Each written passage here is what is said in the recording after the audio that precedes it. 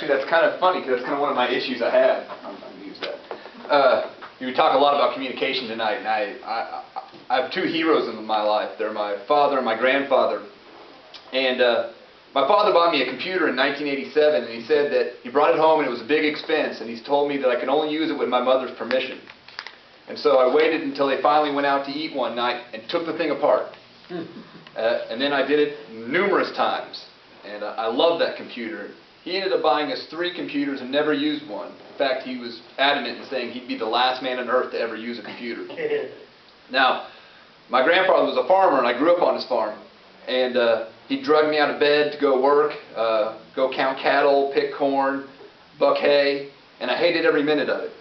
And I learned really early that, I would probably be better suited in life to push a pen. And so I got into computers. And I'd have to thank my father and my grandfather for this.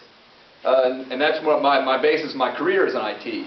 The point I'm getting to is my father eventually had a change of heart, and he started using the computer, and it's gotten so bad to the point, and I love him dearly, but here's a man who was literally born in a cabin in eastern Kentucky. He's 71 years old, has only been using a computer for about 5 years. He emails me daily and probably reads 5 or 6 blogs a day. He's halfway on his task of visiting every site on the internet. Now, it's a shame that we have that juxtaposition of my dad to our own county. Our county has very little web presence, and especially at the county fiscal court, we have very little web presence. And most people don't really know what's going on in their county.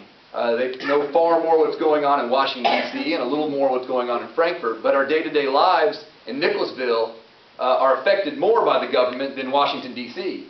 And I find it weird that it's harder to find out about the government that affects you more that's closer. And so an integral part of my campaign is my website, and I plan on keeping all Jessamine Countyans informed of county fiscal court business on my website if I am elected, because I think it's more important for people to know about business as it's happening rather than get angry about it when they read it about a week too late in the Jessamine Journal. Primary's May 18th. If anybody lives in the 3rd District, I'd appreciate your support. Oh, jhamilton.com.